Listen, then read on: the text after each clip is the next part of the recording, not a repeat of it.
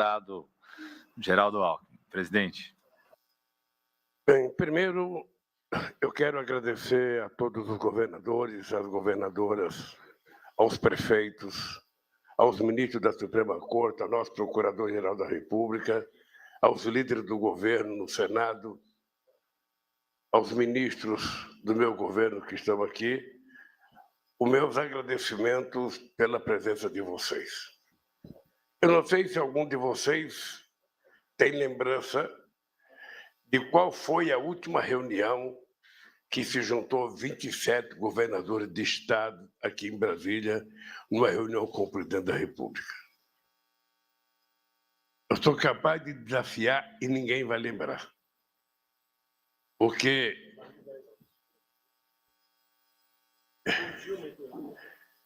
já no auge da crise, em 2015, e em 2007, para aprovar uma proposta de política tributária que foi aprovada pelos 27 governadores, foi aprovado pelas 27 federações empresariais, foi aprovado pelas centrais sindicais, foi aprovado por todos os líderes e, quando chegou no Congresso Nacional, ela não andou até hoje.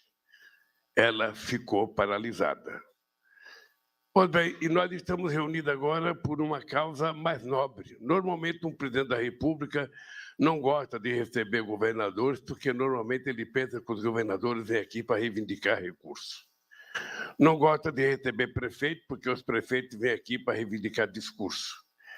Não gosta sequer de receber reitor das universidades, porque ele vem aqui reivindicar mais dinheiro para a educação. E hoje nós estamos reunidos aqui, de vez em quando, presidenta, não se gosta de receber sequer a presidenta do Supremo Tribunal Federal, porque vem aqui pedir reajuste dos funcionários do Poder Judiciário. E hoje nós estamos aqui, diferentemente do que eu imaginava, porque eu tinha proposto durante o processo de campanha que uma das primeiras coisas que eu ia fazer era reunir os 27 governadores para que a gente pudesse discutir com os governadores os 3 mais importantes projetos de cada estado, para ver se a gente trabalhava juntos, para ver se a gente conseguia arrumar dinheiro ou financiamento para que a gente pudesse colocar o país para andar.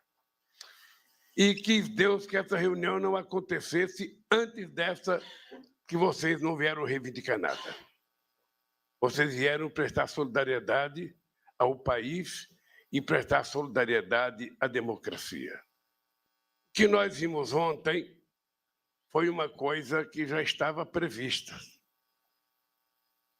Isso tinha sido anunciado há algum tempo atrás, porque as pessoas que estavam nas ruas, na frente dos quartéis, não tinham pauta de reivindicação. Eu sou um presidente da República que já tive 10 ministros em mesa de negociação para negociar com todo e qualquer segmento da sociedade. Nunca houve nenhum problema de negociação. Mas essa gente não tem pauta de negociação.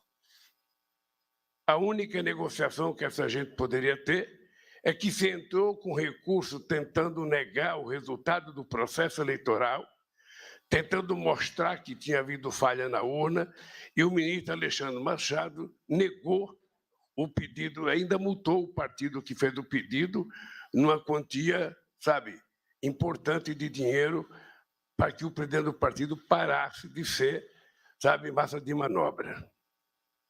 E o resultado eleitoral aconteceu e foi respeitado por uma grande parte da sociedade brasileira, mas uma parte dos perdedores não aceitou.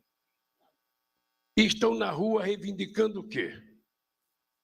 Eles não estão na rua, estão na frente dos quartéis, em quase todo o território nacional. Parece o governador Tarcísio, que lá em São Paulo hoje também se retiraram da frente do 2º Exército. Mas eles estiveram em todos os estados na frente do quartel, reivindicando o quê? Reivindicando melhoria da qualidade de vida das pessoas, reivindicando mais liberdade, reivindicando aumento de salário, reivindicando construção de habitação, reivindicando melhoria da produção agrícola desse país? Não. Eles estavam reivindicando golpe. era a única coisa que se ouvia falar, é que eles estavam gritando golpe, chamando por golpe.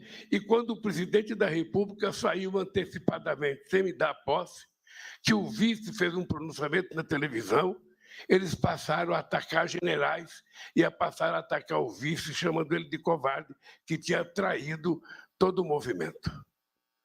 Então, o que nós estamos fazendo aqui é tentando reparar um defeito que foi criado lá atrás, quando se começou a negar tudo nesse país. Todo mundo aqui acompanhou quantas vezes a Suprema Corte foi ofendida. Quantas vezes a Justiça Eleitoral foi ofendida. Quantas vezes foi ameaçado se invadir a Suprema Corte. Quantas vezes as coisas foram negadas, inclusive na Justiça Eleitoral. Todos vocês sabem que eu sou o maior perdedor de eleição para presidente nesse país. Tem ninguém que perdeu mais do que eu, mas também não tem ninguém que ganhou mais do que eu. E todas as vezes que eu perdi, eu voltava para casa. Como diria o velho Brizola, governador, ia lamber minhas feridas e me preparava para fazer outra disputa eleitoral. Essa gente passou a reivindicar, sabe, o negacionismo do resultado eleitoral. Começou a reivindicar a negação da urna eletrônica, que está provado que é a coisa mais evoluída do ponto de vista eleitoral que a gente tem conhecimento. Não é como nos Estados Unidos, que tem uma cédula que parece mais um álbum de fotografia, sabe, que se tem que votar 500 vezes. Aqui não. Aqui se vota e com 2 horas depois a gente tem o resultado eleitoral. Todo mundo já sabe quem ganhou e quem perdeu. Nunca se colocou em dúvida. Nunca. Eu lembro que a primeira pessoa que colocou em dúvida isso foi o Brizola, logo que foi instituído o voto eletrônico. E depois disso, nem o Brizola, nem o PDT questionava mais a questão da urna eletrônica. E essa gente, depois de duvidar da urna eletrônica, depois de dizer que se perdesse tinha sido roubado, da mesma forma que dizia o Trump nos Estados Unidos, não quis acatar o resultado eleitoral. Porque muitas vezes, quando a gente mente, a gente continua mentindo para poder justificar a primeira mentira que a gente contou. Foi assim com Saddam Hussein, que não teve coragem de dizer para o povo que não tinha armas químicas e perdeu que se destruísse o país chamado Iraque. E a história da humanidade mostra quantas vezes as pessoas seguem mentindo porque não querem dizer que mentiram. E aqui se mentiu sobre a urna eletrônica. Nenhum de vocês nunca duvidou da urna eletrônica. E a maior obra que me faz acreditar na urna eletrônica é que, se pudesse roubar na urna eletrônica, um metalúrgico quase que analfabeto não seria presidente da República 3 vezes. É isso que me faz crer de que a urna eletrônica é uma coisa que é quase impossível de ter corrupção. Que pode ter erro, uma máquina pode falhar, mas daí tentar jogar a culpa de que não valeu o processo eleitoral. E na medida que as pessoas ficam sem líder, porque o líder antecipa a sua saída, as pessoas ficaram na rua sem ter o que fazer, então vamos para a porta do quartel reivindicar um golpe. E pasmem, meu querido companheiro Helder, a quem eu agradeço ter tido a ideia de fazer essa reunião. Nós aqui todos, maiores de idade, sabemos que já teve gente nesse país que foi preso e que foi torturado, outros que morreram na cadeia porque ousaram falar em derrubar o governo. Todo mundo aqui sabe quanta gente foi torturada por não concordar com o regime militar. E agora as pessoas estão livremente reivindicando o golpe na frente dos quartéis. E que não foi feito nada por nenhum quartel.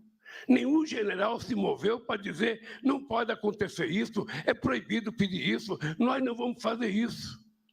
Dava a impressão que tinha gente que gostava quando o povo estava clamando o golpe. A impressão que eu tenho é que, gente, o segundo exército em São Paulo ficou meses com as pessoas lá gritando. E lá tinha banheiro químico, lá tinha barraca, lá tinha almoço, lá tinha churrasco, como aqui em Brasília. E olha que nós não fizemos nada até que eles fizeram. Eles fizeram aquilo que a gente não esperava que eles fizessem.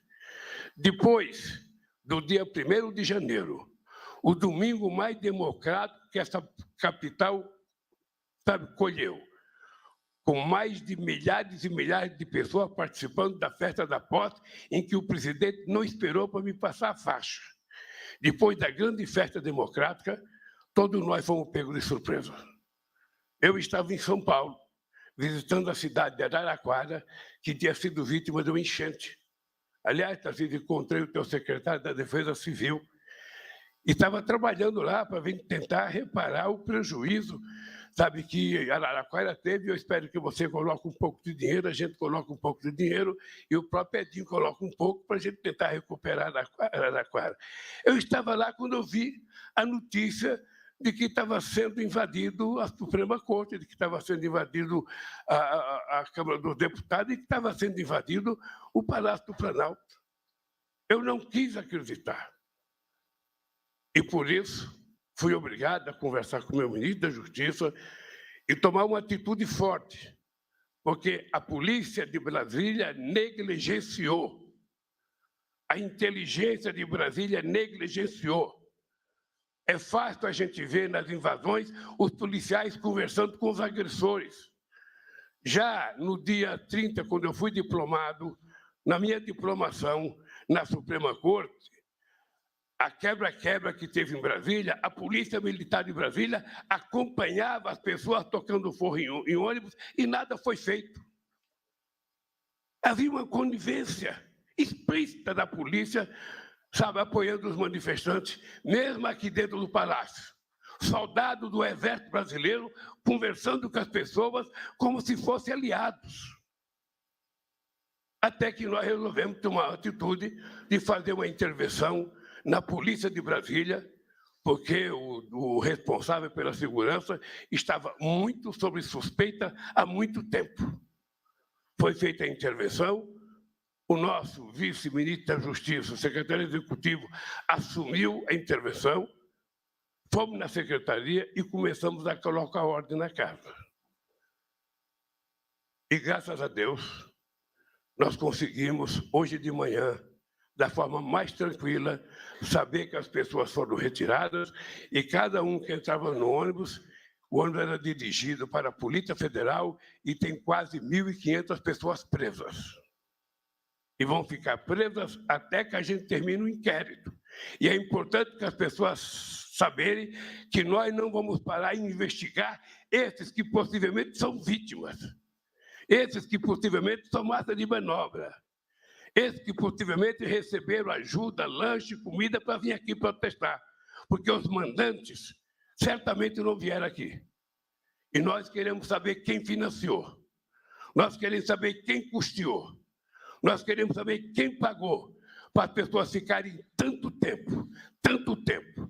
E vocês sabem que eu sou especialista em acampamento, sou especialista em greve, sou especialista num monte de coisa. Não é possível um movimento durar o tempo que eles duraram na porta dos quartéis se não tiver financiamento, se não tiver gente garantindo o pão de cada dia, o café, o almoço e a janta.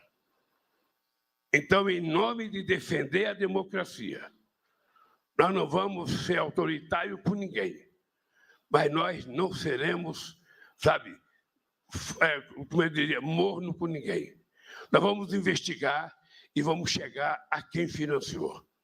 E eu tenho certeza que nós vamos descobrir, porque aqueles caminhões que vinham para Brasília, às vezes chegavam 80 caminhões desses novos e não era motorista autônomo. Certamente era dono de empresa de caminhão. Essa quantidade de ônibus que estava aqui, certamente não veio de graça. Alguém pagou.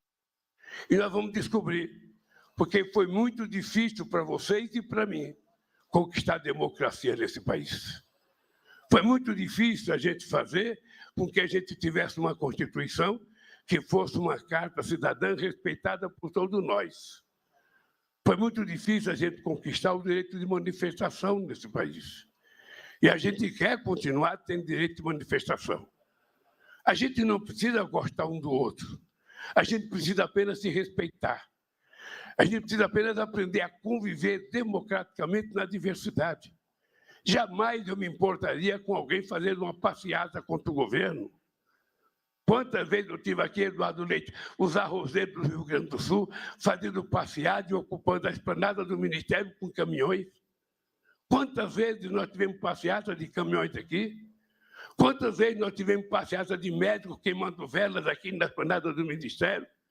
Quantas vezes nós tivemos aqui passeatas e mais passeatas contra o governo e nunca aconteceu nada? Mas desta vez as pessoas não tinham pauta de reivindicação. Eles não tinham que reivindicar o governo. O que eles querem é golpe. E golpe não vai ter.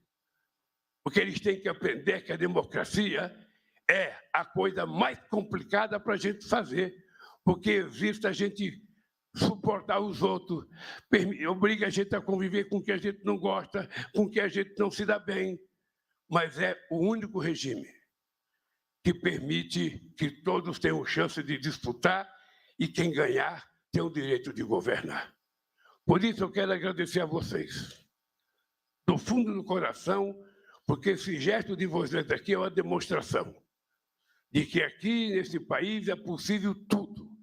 É possível discordar, é possível fazer passeata, é possível fazer greve. A única coisa que não é possível é alguém querer acabar com a nossa incipiente democracia que tanto sofreu já com o golpe da presidenta Dilma.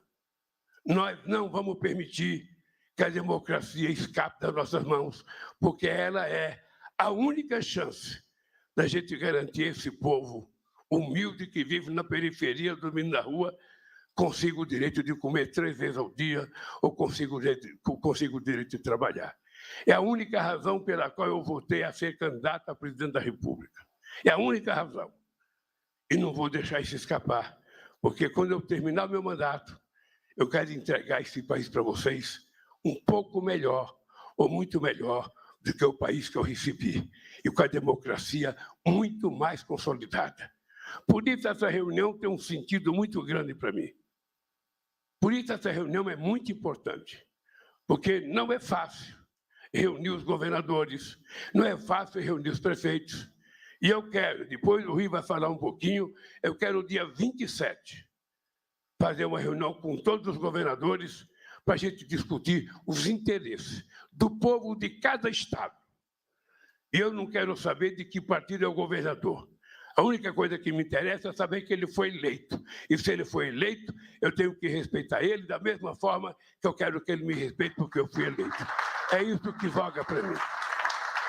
Por isso, companheiros e companheiras, eu estou vendo que as mulheres ainda estão em minoria no mundo dos governadores, porque só temos 3 aqui.